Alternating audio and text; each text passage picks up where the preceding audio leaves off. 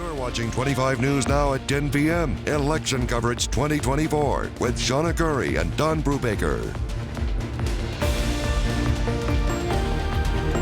And welcome, and we thank you for watching. We have the latest election results for you. We start with the race for president. This is how Texas fared. Former President Donald Trump ahead with 58% of the vote now. Kamala Harris with 41% of the vote. Trump wins Texas 40 electoral votes for a third straight time. He gets a congratulatory email from Governor Greg Abbott. In 2020, 61% of Victoria County's registered voters turned out to vote. That's 34,429 votes cast. At the time, Victoria County had 56,665 registered voters. Trump won 68% of that vote, with Biden taking 30% of the vote. In the race for U.S. Senator, incumbent Ted Cruz faced Democrat Colin Allred. Cruz is running for his third term in the Senate. He was first elected to the Senate in 2013, and Cruz is currently ahead with 56% of the vote. In the race for U.S. Representative District 27, incumbent Michael Cloud faced Democrat Tanya Lloyd. Congressman Cloud ahead with 72% of the vote. Congressman Michael Cloud was elected to Congress in 2018. He serves on the Appropriations Committee. His initiatives aim to enhance safety and boost economic opportunities for the region.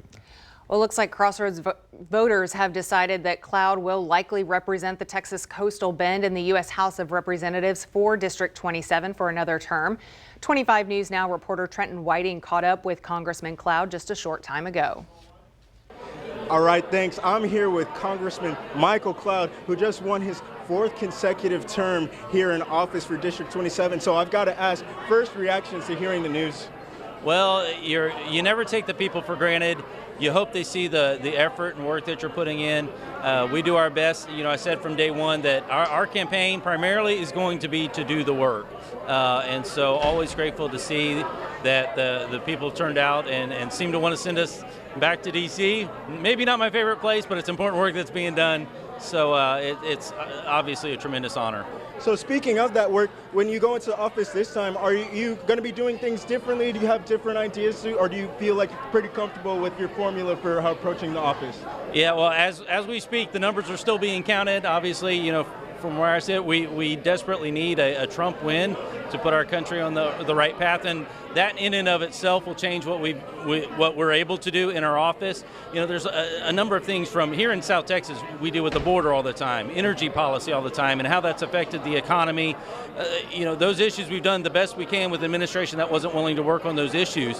But to have an administration who's willing to help us secure the border would be a whole different world. And so a lot of it will be working on the same issues, but being able to make some headway for the American people in a way that we've had forces working against us in the past. So let's talk about the people for a second. Explain how it feels to be trusted by District 27 to constantly be voted in and to this position. Just explain that feeling. Well, it's super humbling for sure. You know, so many people, you know, we've lived in this community for so long, and to have these people trust us and to send us back, even after seeing the effort we put into it, it means a lot. It's humbling, and we just hope that we'll continue to give our best effort and certainly appreciate the support. Yes, sir. Well, thank you so much again. This is Congressman Michael Cloud for District 27. Back to you. Thank you, Trenton, and thank you, Congressman Cloud. For State Senator District 17, you have Republican Joan Huffman and Democrat Kathy Ching. Senator Huffman was first elected to the Texas Senate 2008 and has been re-elected 5 times. Just make it 6. She currently serves as chair of 2 Senate committees. Ching was born in Taiwan, lives in Houston. Ching's career experience includes working as a managing member and Ching and Associates her own law practice. And it looks like Joan Huffman comfortably ahead to winning re-election for state senator in District 17, 65 to 35%. Democrat Danny Garcia will lead Victoria County as commissioner of Precinct 1. He won 52% of the votes to 48% that were in favor of Kenneth Wells. Garcia has served as commissioner for 12 years. He highlights his dedication to the Bloomington community and the wider Victoria County as a whole. We caught up with Garcia a short time ago, and here's what he had to say. I get to continue serving the community that I grew up in. He grew up in the community, and he says he's very much looking forward to serving Precinct 1 for another term. In the race for Railroad Commissioner, Republican incumbent Christy Craddock facing Democrat Catherine Culbert, a native of Midland. Craddock was first elected to the Railroad Commission in 2012. Culbert is a process safety engineer from Houston with over 20 years of experience. Christy Craddock now with a comfortable lead, 58% to 38%. Former Jackson County Sheriff A.J. Louderback and Democrat Stephanie Basham faced off for State Representative District 30. Louderback, a Republican, is a former 5-term sheriff of Jackson County. He won a runoff against former Victoria Mayor Jeff Balknight for the Republican nomination in May. Louderback appears definitely he will now hold the state representative seat for District 30 with 72% of the vote. 25 News Now reporter Zach Brown spoke with A.J. Louderback a short time ago.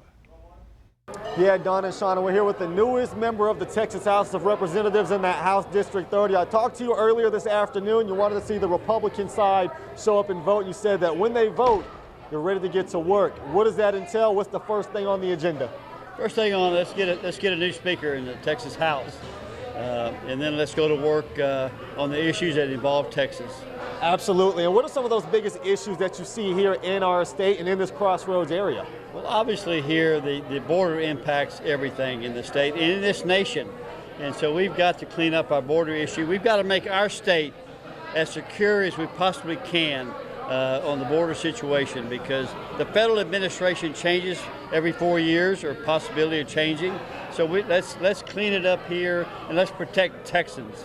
Absolutely, and this is the first time somebody's held this seat outside of Jeannie Morrison since 1999. She obviously did a great job. You don't get to stay in that position too long without being great. Are you any concerns with filling those shoes, and what are some of the things that you would like to kind of improve upon that she already kind of got started?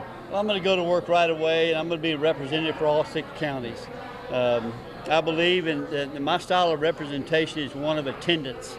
So I will be in these communities on a regular basis and learning what their concerns are and what their problems are and how do we go about solving them.